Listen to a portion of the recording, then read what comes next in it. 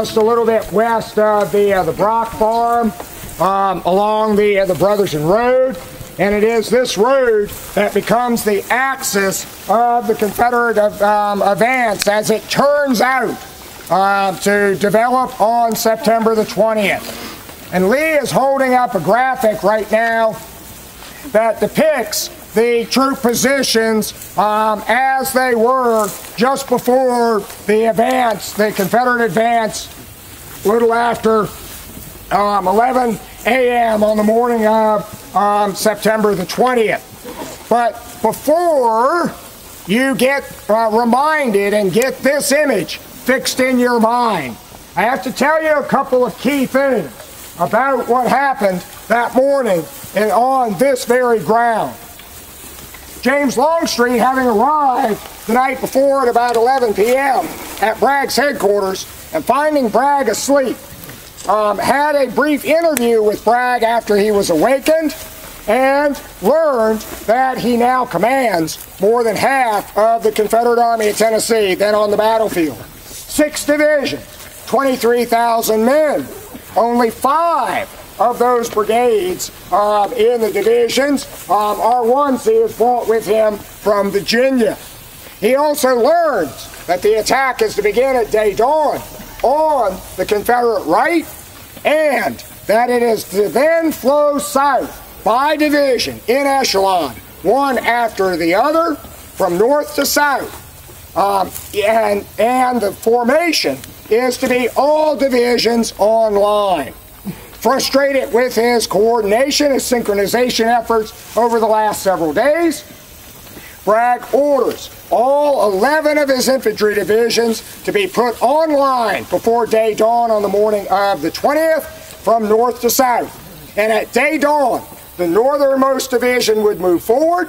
As soon as the next division to the south sees that, it would move forward, and then the next division to the south, the next division to the south. That was Bragg's plan, his concept.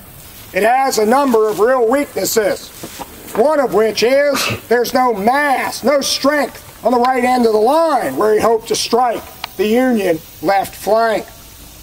But we know that communications problems within Bragg's army prevented the orders for that day-dawn attack, the in-echelon attack, and even the reorganization of the army into the right wing under Leonidas Polk and the left wing under James Longstreet. We know that it prevented those orders from filtering down the chain of command, and no attack was launched at day dawn. Now, Longstreet, after his brief interview with Bragg, laid down and got some sleep. Various estimates, 3 to 5 hours of sleep. And then he arose about 3 a.m. And rode out to meet for the first time most of the troops he's going to command this day. He rides out also to find a jumble. Divisions intermixed with divisions. Lines of battle at right angles to one another. Some of Leonidas Polk's troops in his own sector. But he's going to try to get ready to go at day dawn, just a couple of hours away. He rides out and begins to find the status of the troops on the line. Law's division, John Bell Hood's division, was not on the front line. He wants those troops that he knows so well on the front line. On the rough front line at that time, he finds on the right of his sector Alexander Peter Stewart's division. To Stewart's left or south was Bushrod Rush Johnston's division. And then further to the south was Hindman's division coming into position or adjusting its position at that time. What he wants to do is make a space on the line for Law's division. He rides to Alexander Peter Stewart and tells Stewart to shift to the right, open a space on that rough front line, a low rise of ground, to allow Law to move into it. And Stewart, dutifully, about dawn, moves over to his right. But no space opened, because Bushrod Johnson had been told to keep his right connected with Stewart's left. And when Stewart moved off to the north, what did Bushrod Johnson do? He moved 2. More time passes. Longstreet is afraid the attack is going to begin any moment. It's already late. And so he has to accept the fact that Law's division will not get on the front line. And he accepts that it will be behind Bushrod Johnson's division. This column that Longstreet is so famous for is not something that he planned originally. It is something he had to accept as a result of the jumble and mass of troops and his inability to get enough space on the line. And that morning, another division arrived. The 2 brigades of McLaw's division, Kershaw and Humphreys. And they are marched up and told to support Law's division. So that's what Longstreet winds up with, this big mass of troops, particularly that column of 3 divisions stacked one behind the other, the first 2 divisions in 2 lines, and then on a total of about 11,000 men on that 700-yard front. That only comes about as a result of the inability to get the formation that Bragg and Longstreet desired. If things had gone better for Longstreet, how much power would Longstreet have had at any given place along his line? He would have had the same 1-division formation that Bragg had ordered for the rest of the line. Longstreet decides to keep 1 division, Preston's division, in reserve. They're off to his left rear. And when the attack does not get started on time, Longstreet then also changes and says, all 5 of my other divisions, 1 in reserve, all 5 of the other divisions will attack at one time.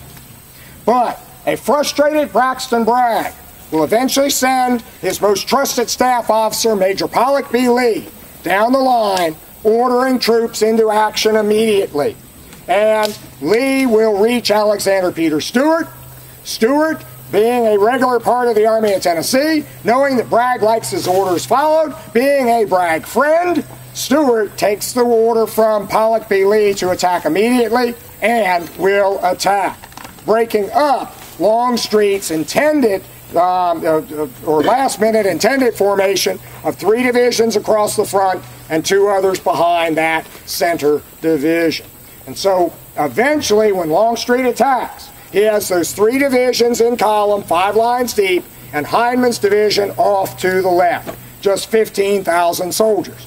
Not the 18,000 soldiers that he had hoped to attack with a few minutes earlier, and not in the formation that was directed by Bragg and that he tried to achieve himself.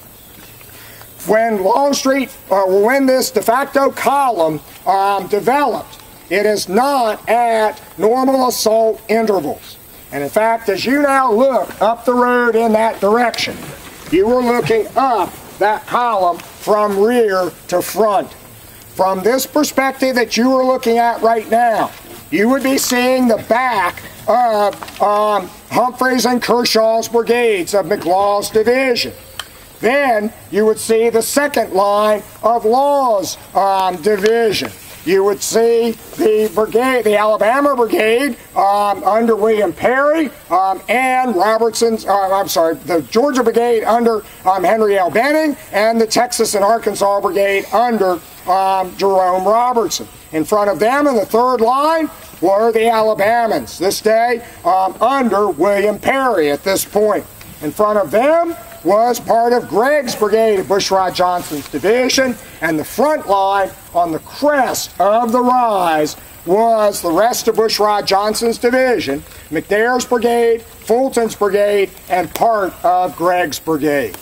They were closed pretty tight at this time, but when the forward order is given, the first line is going to jump off, the second, third, fourth, fifth line are going to hold fast until the front line has opened 200 to 300 yards space. Then the second line moves. the 3rd, 4th, and 5th line hold fast. When the 2nd line has gotten 200 to 300 yards in advance, then the 3rd line advances. And so when the advance occurred, it was not one big, all of a sudden, forward movement. It was almost as if they were uncoiling, one line after another moving, once an interval opened between those lines. What we're going to do now is we're going to move up onto this, this slope where the troops are formed. And I'm going to get at the head of the column, and I'll kind of point out where each one of the lines were as we would pass through it.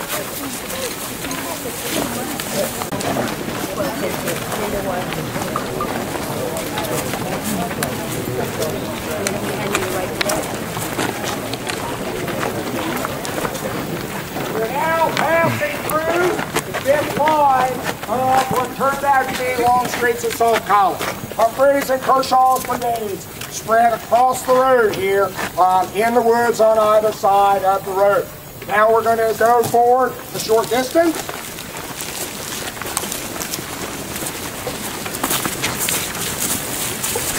The 4th line of the assault column. The brigades of Henry L. Benning's Georgians and Jerome Robertson's Texans and Arkansans stretched across the road here.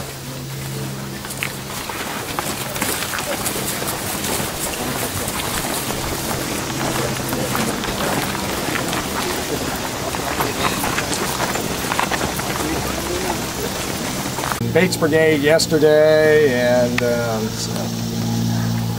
now the 3rd line of the assault column. The Alabama Brigade of Evander Long under Sheffield on the 19th, but now this day under William Perry. They're the 3rd line, stretched across the road right here.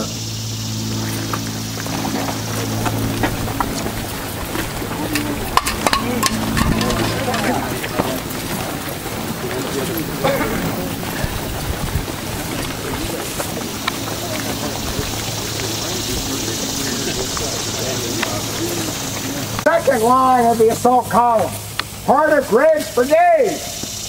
The other part of the brigade was up on the front line on the left of Fulton's brigade. So Gregg has only a small, and Gregg's not even present. This is Al Suggs' brigade. They are astride the road at this point. And if you notice, just ahead of us is the crest of a low rise. The same low rise that the Union line is on, up on the left flank. The 1st line, McNair's, Fulton, and part of Gregg's brigade is along that, along with the front line of Stewart's division before they began their assault. To the south, Hindman's 2 front brigades, Days and Manitou, are along the crest of that same low rise as well. In actuality, the men are laying down on the ground and are just a little bit back of that low rise. But on that low rise are several Confederate artillery batteries as well. Headed toward this.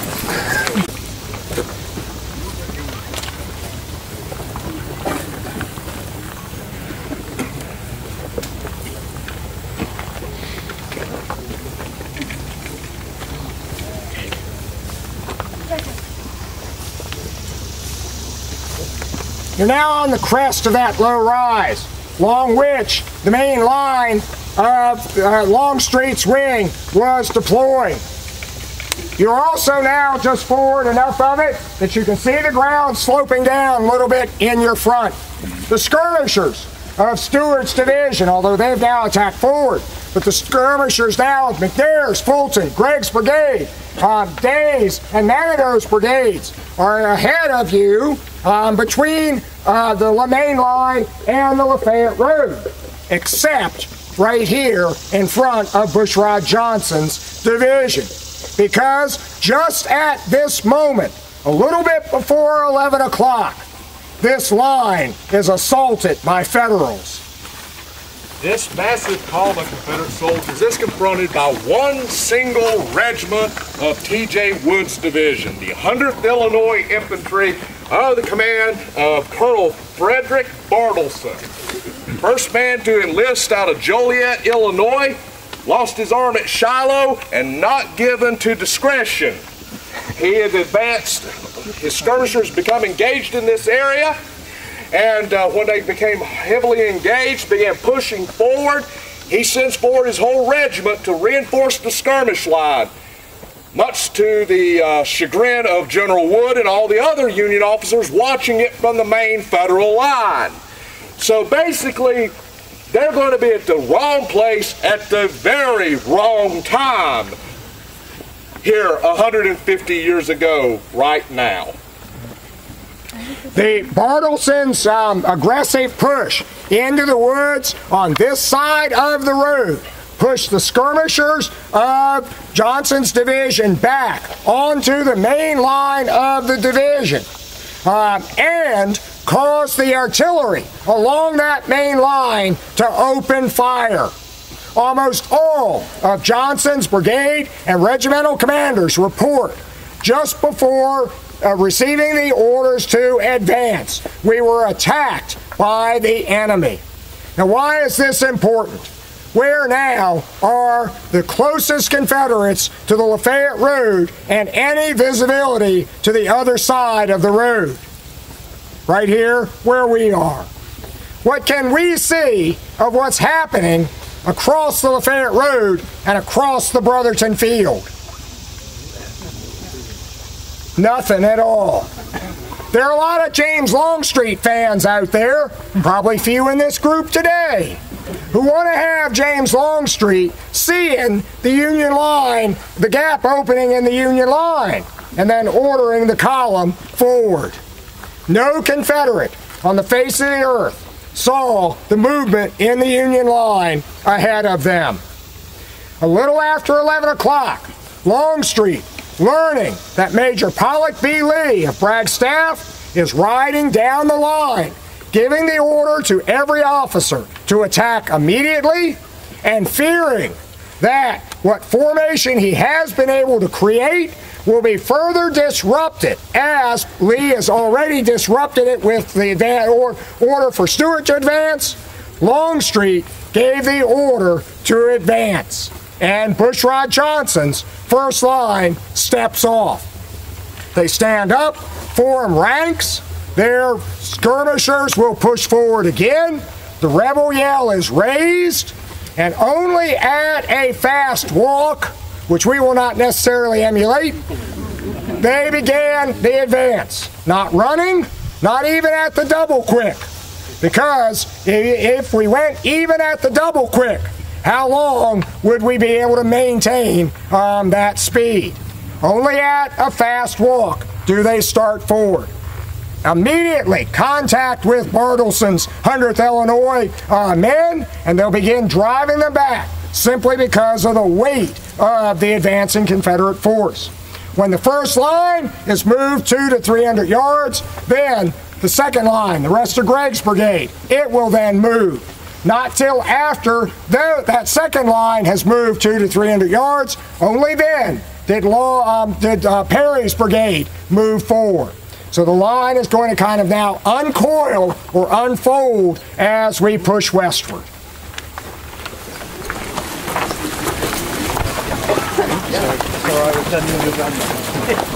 For just a moment, as you come by this point, look down the trail to your left. There is the small marker for the 100th Illinois, marking the skirmish line having pushed to this side of the Lafayette Road.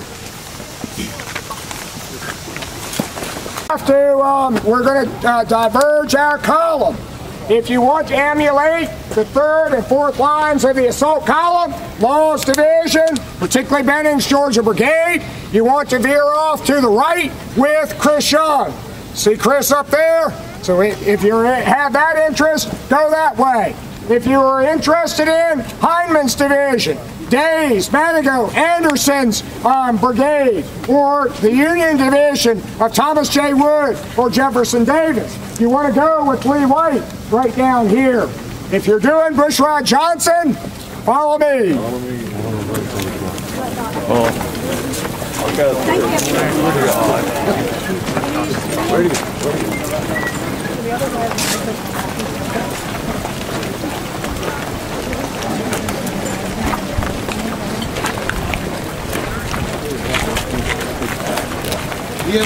Was when he got the orders from Starling. Just in front of you. They were right out here. Okay.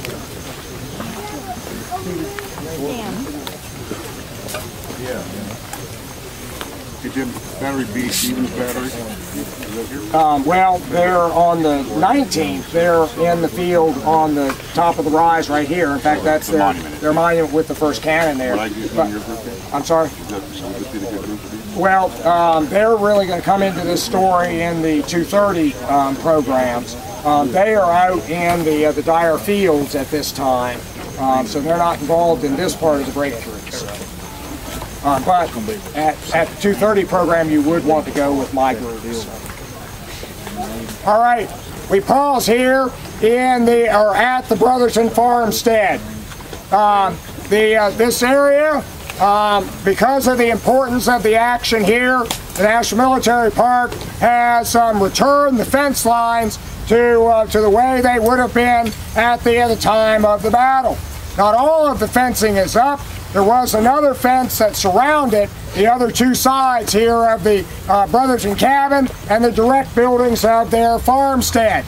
It was described as a paling fence, kind of a vertical picket fence. But not only did you have just the cabin, the main home of the Brothertons, you had a separate building that was the kitchen. You would have had a barn and then the normal other outbuildings of a farm. So you would have had a little cluster of structures here, a few orchard trees. Farmsteads could be an obstacle on the battlefield because of the buildings, the associated fences. There was the garden over there that was fenced in separately.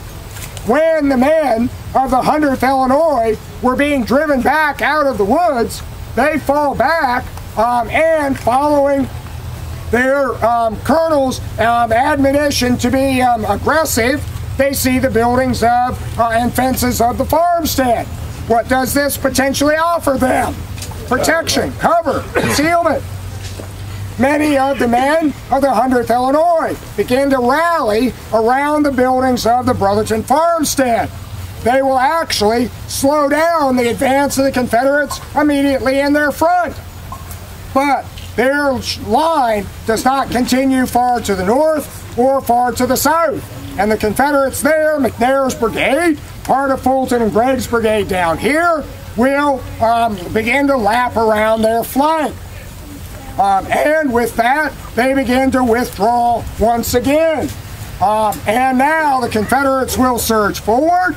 Some of those men of the 100th Illinois will continue to resist and fight. But they're going to be captured here in the area of the buildings and fences of the Brotherton Farmstead. Amongst the captured men of the 100th Illinois are several company-grade officers, lieutenants, and captains. In Fulton's Tennessee Brigade are some freshly minted second lieutenants, just recently elected and examined and passed their examinations. But since officers have to provide their own symbols of authority, their own waist belt, sword, and pistol, they've not had an opportunity to buy those items yet.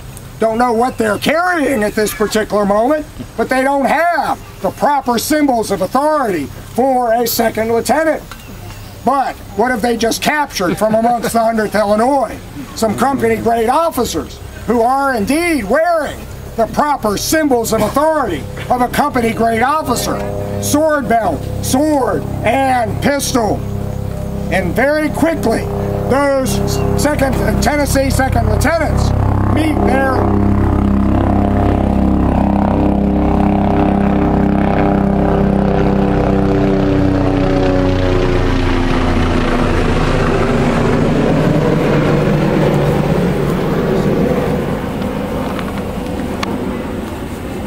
their needs by stripping those Union officers of those items. And when just a few moments later, those Tennesseans resume the advance westward, now those second lieutenants have not only the proper symbol of authority, but a trophy a piece of booty off of the battlefield.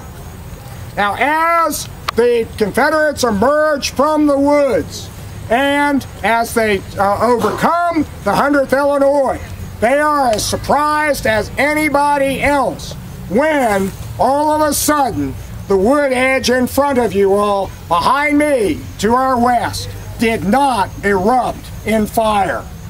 Because where did they expect to find the Federal line? Somewhere out here, and that tree line would be the most likely place. They are as surprised as anybody else when their advance across the Brotherton Farm is hardly slowed at all, except by the brief encounter with the 100th Illinois here. So rapid is this unexpected advance that when Hiram Bledsoe's and Culpeper's South Carolina, Bledsoe's Missouri Battery and Culpeper's South Carolina Battery came dashing out of the woods, crossing the road, and came up into the Brotherton farmyard and immediately adjacent, unlimbered, hoping to get into action to help blow a hole in the Union line. They hardly get the guns swung into position and loaded before the main line passes beyond the guns. And the guns cannot fire. Bledsoe and Culpeper have to have their guns limbered up, loaded, and move forward to try to find another place from which to fire. The ease of this advance by Bushrod Johnson is a surprise to the Confederates because no one anticipated that there would be an opening in the Union line just behind me. Wood's division line was along the edge of the woods. They had piled up the limbs and logs and branches, rock sticks, stones, and stumps they find in the area. They had knocked down the rails of the fences and piled them up to create some crude field fortifications. Now put yourself in the shoes of Bushrod Johnson's men looking across this field and try to imagine that Charles Harker's brigade would have been to your right front with the 65th Ohio. And if they had been there, how hot a place would this have been right here? Questions or observations? The wartime Dyer Road did not follow the pavement right here. In the woods there, just in front of us, the road diverged a little bit to the northeast, then ran along the edge of the woods right there and actually intersected the Lafayette Road where you see that cast iron tablet at the corner of the field, the woods, and the road. Yes? So why were the Union forces not up on the Lafayette Road? Well, the question was, why wasn't the Union line right up on the Lafayette Road? As the new Union line developed on the morning of the 20th, there was the realization that the Union Army doesn't really need the Lafayette Road anywhere south of here anymore. They just need it to get back to Chattanooga. They don't even really need the Lafayette Road in the immediate area where their line is. And so as they developed their line, they looked for what would hopefully be the strongest defensive terrain. Right in this area, because the Confederates are on that low rise in the woods that we passed over a few minutes ago, they decide to pull the line back from the east side of the road, from the road itself, and put it against the wood edge. Because they get the cover and concealment of the forest, of the fence rails, and they have this open ground in front. Now, many of you all can probably look real quickly and say, well, Ogden, the high ground or the center of this open ground is right here in the middle of the field. Why aren't they up on that high ground? They're not there because look at how short a distance it is from the crest of that high ground to the woods on the other side. What do the woods provide Confederates? Cover and concealment. So how many Confederates could be massed under the cover of the woods that short a distance between the woods and that crest and rush that distance versus having to come out of the woods, up that slope, over the crest, be silhouetted against the horizon in the open, and then still have to rush that distance to the edge of the woods. They accepted a reverse slope defense to make the enemy expose themselves more if they were to advance here. But of course, as we're finding out now, there are no Federals right over there.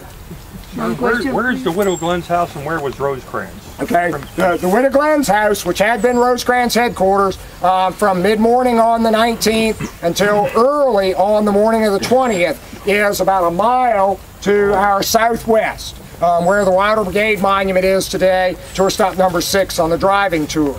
Rosecrans, when they are adjusting their line that morning, Rosecrans actually ordered Sheridan's division to pull back into that area, and in fact Lytle's brigade goes into position on the hill at the Widow Glenn's. That necessitates a relocation of Rosecrans' headquarters. So they are closing up the headquarters at the Widow Glenn's, and Rosecrans and his command group, who had trooped the line from south to north and north to south, and part of it from south to north again, then established a command post in the Dyer Fields due west of where we are right now. A little more from right here, a little more than half a mile ahead of us. So. Yeah, I was going to say, are you going to... Field, the south end of the fenced-in area, and they are arcing through the woods to go out along the Glen Kelly Road and northwards. Thank you. I have a question. The history of the fence being somewhat of an obstacle. If the fence was there, they would have been slowed or disorganized at the time of the breakthrough. The question was the effect that fences have as being an obstacle, and they are indeed those. There were fences along the Lafayette Road, but I haven't ever seen any of these advancing Confederates say they were an obstacle. Since there was Stewart's division attack in this area the day before, down to a little bit to the south, Bushrod Johnson's division had attacked. Federals had moved through this area. I suspect that fence probably already had many sections that were flattened or had many gaps in it that caused it to not be an obstacle at that time. Out in the Dyer Fields, I know of an instance where a Union officer, seeing a fence in the field that might be an obstacle to his movement, sent a detail out ahead of time and had the fence flattened so it would not obstruct his movement should he need to move that way. All right, well, we need to resume our advance.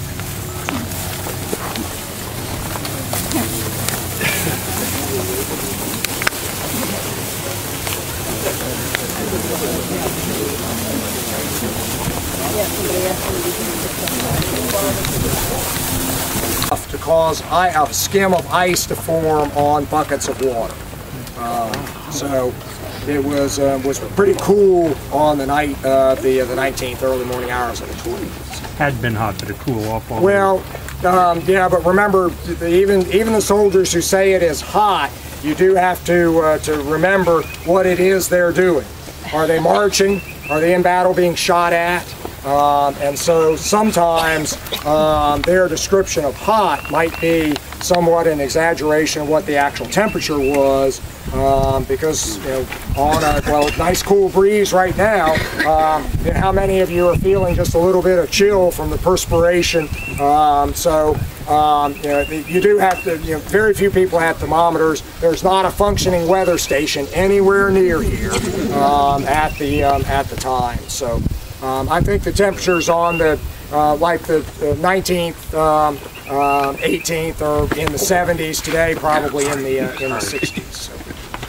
I pause here at the edge of the woods. This is where the Union line was. Negley's division had been here first, then they are moved out. Thomas J. Wood has moved into this position.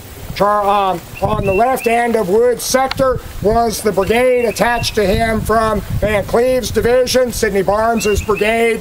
In the center of Wood's division was Charlie Harker's brigade of 3 Ohio regiments and 1 Kentucky regiment, and George Buell's brigade held the right of Wood's sector. Another one of the little markers for the 100th Illinois is the one that you see right there. Other than a few 100th Illinois men who stop and try to fight just briefly from behind the piles of rails, there is no resistance here. and Bushrod Johnson's lead line now passes through this gap in the Union line.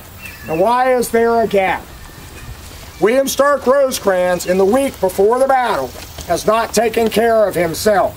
He has slept very little.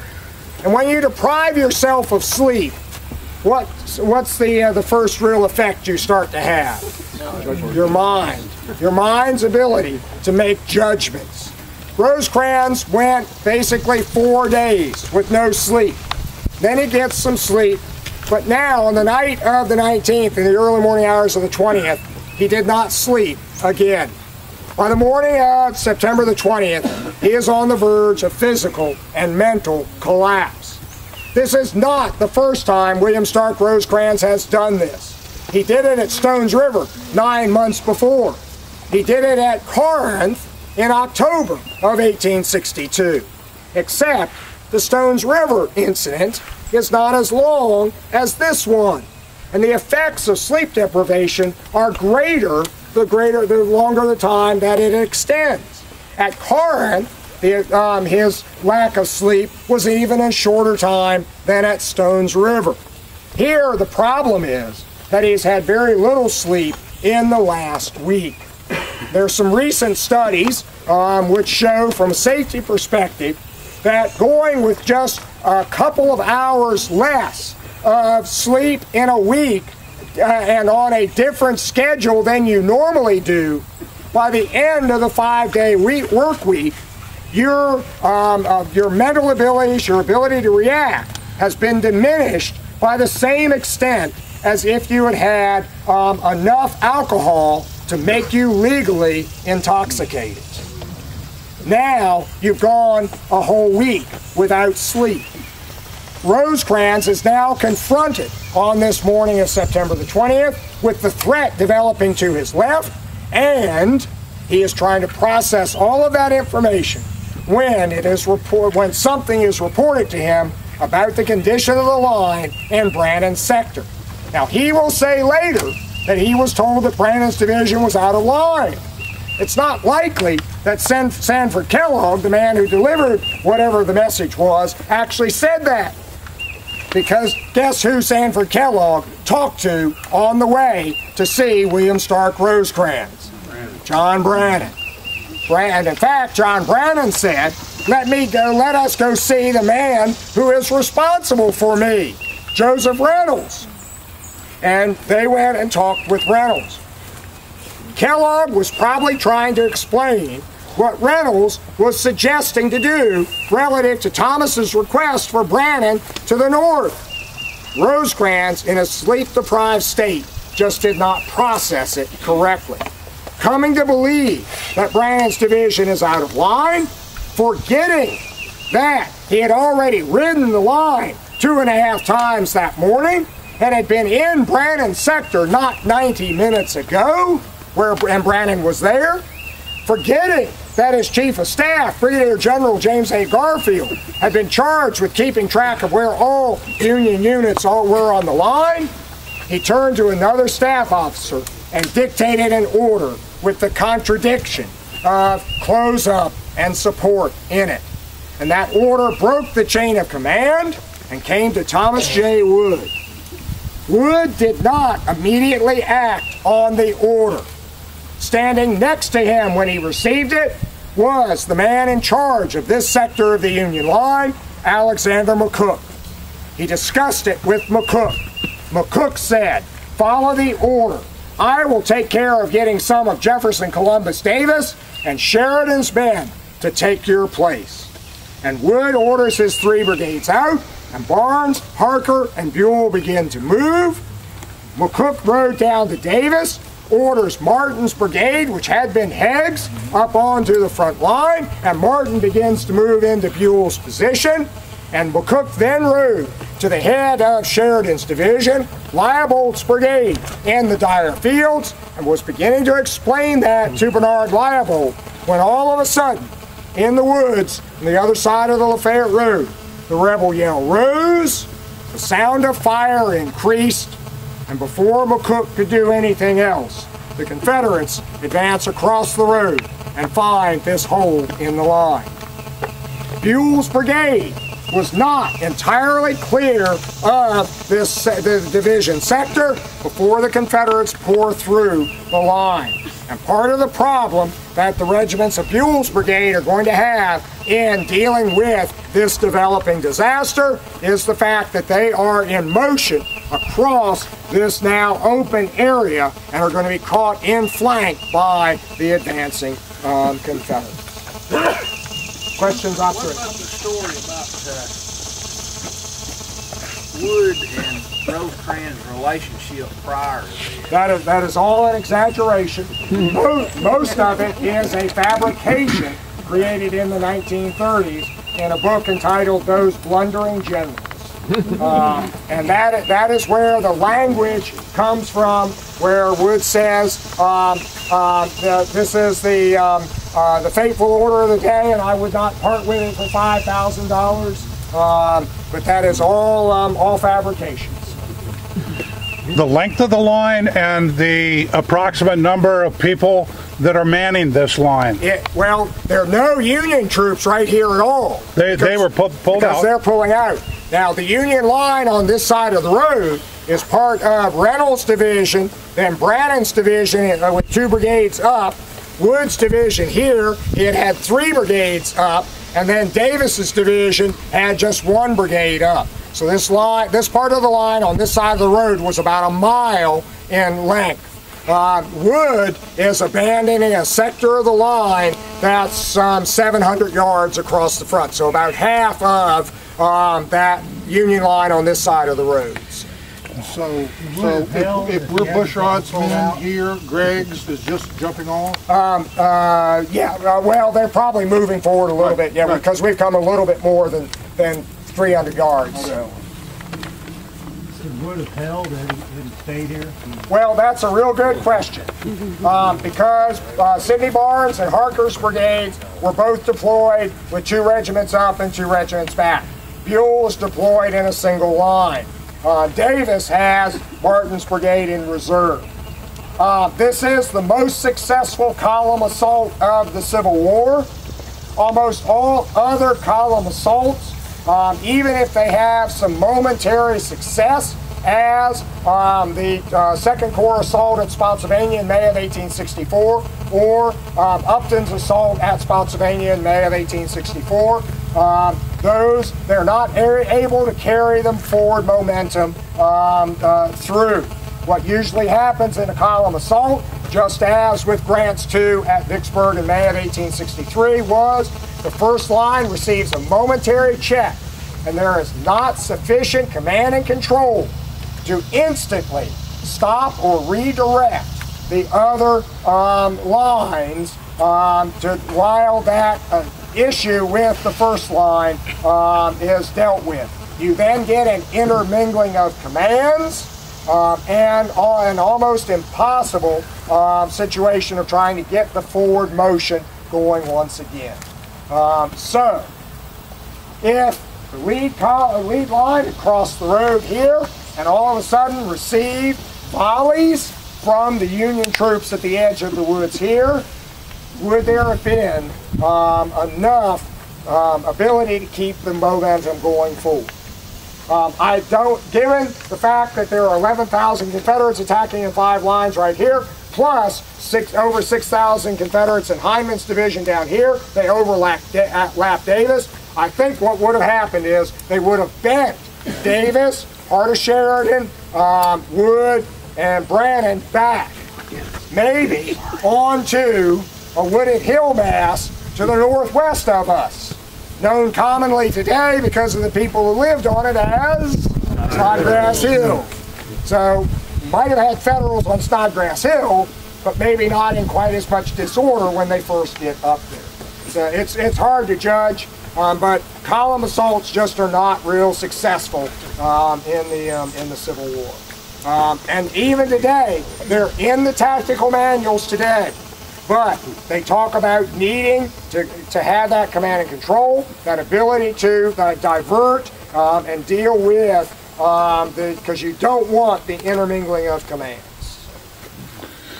So the gap is about 700 yards from where to where? You've got Buell's brigade down in here, Harker up here, then Barnes beyond him. So the gap, if you're familiar about the distance between where we are right now and Poe Road, about 400 yards to the north of us, it would go almost up to where Poe Road is. Because they're at the south end of Poe Road are the monuments to Connell's brigade. They are clustered too tightly, but they would not have extended too much further to the south than where their cluster is. Well, we need to resume our advance. It would have been in the column of company on the left, and each company would have wheeled so that all 10 companies of each regiment would have been in company line of battle, one company line of battle behind the other. Then one regiment would have gone out, the second regiment falling behind it. So basically Harker was going up the Glen Kelly Road as 40 short little lines. Actually, only 39 or something, like 126 minus the company. Then we have to return. So. Is that a private residence or a... No, it's a post-war home of the Dyer family. We're on the Dyer Farm right now, and that is a home they built for one of their sons after the war. And today, National Park Service employees live in it. It's quarters. Presently, the superintendent is living in it. So. But over the years, there's, let's see, our painter lived in it for a long time. The chief ranger lived in it for a long time. Our law enforcement specialist lived in it for a while.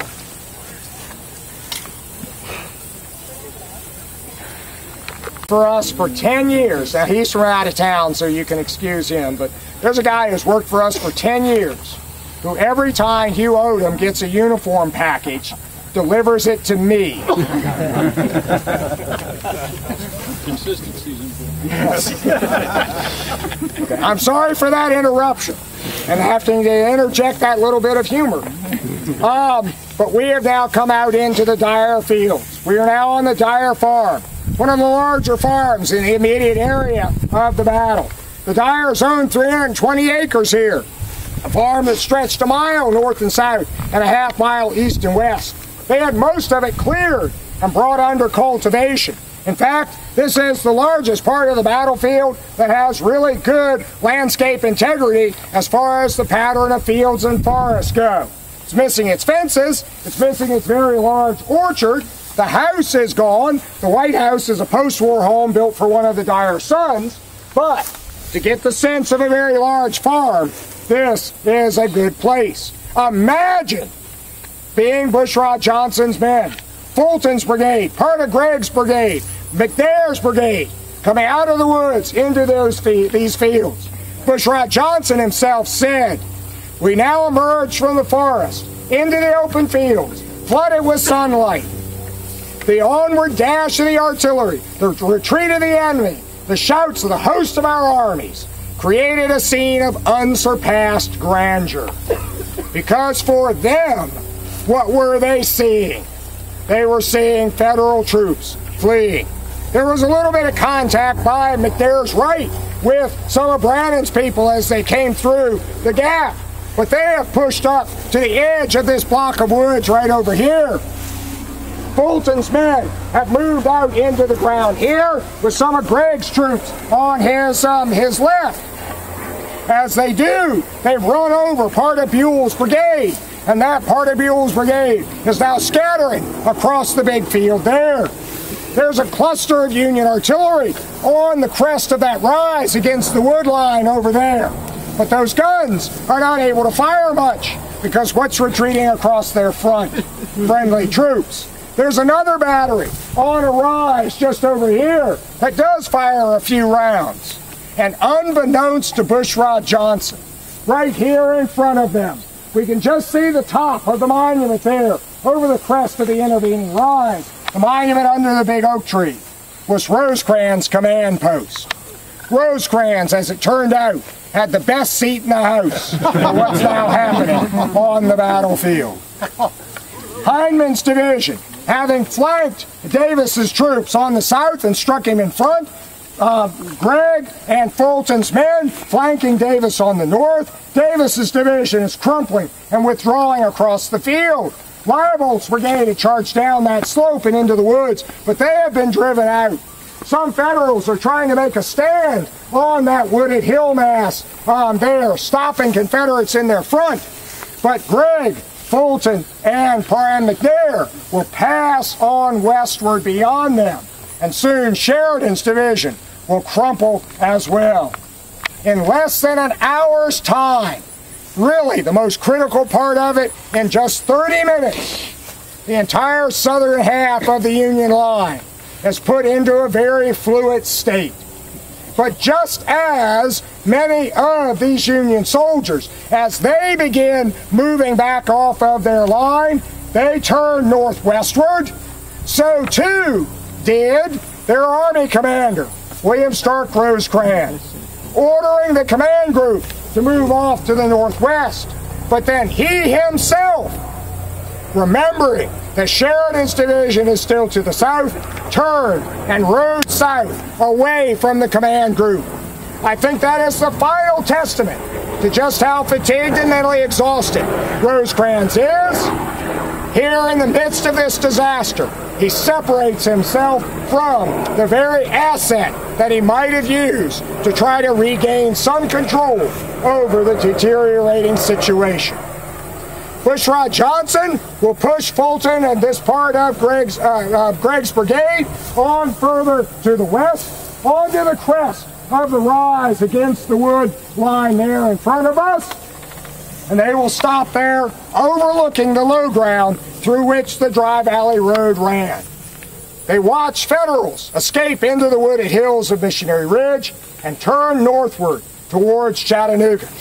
This is what turns the Battle of Chickamauga, turns it into a Confederate victory. But where is the Union Army now withdrawing to? Chattanooga, where Bragg wanted to push the Union Army to the southwest towards McLemore's Cove. It's going to be a Confederate victory, but is it a Confederate victory the way that Bragg wanted and needed it to be? There'll be a brief pause as troops of the 3rd and 4th line of the assault column go into the flank of the line on the north side, and then the 5th line comes into the field. But for this walk, we have reached our high water mark, and while we have got to now go back to where we started from, I would encourage you to pick up the story with us in the next walk that goes from the Little Kelly Field into the north end of the Dyer Fields. Thank you. Very good.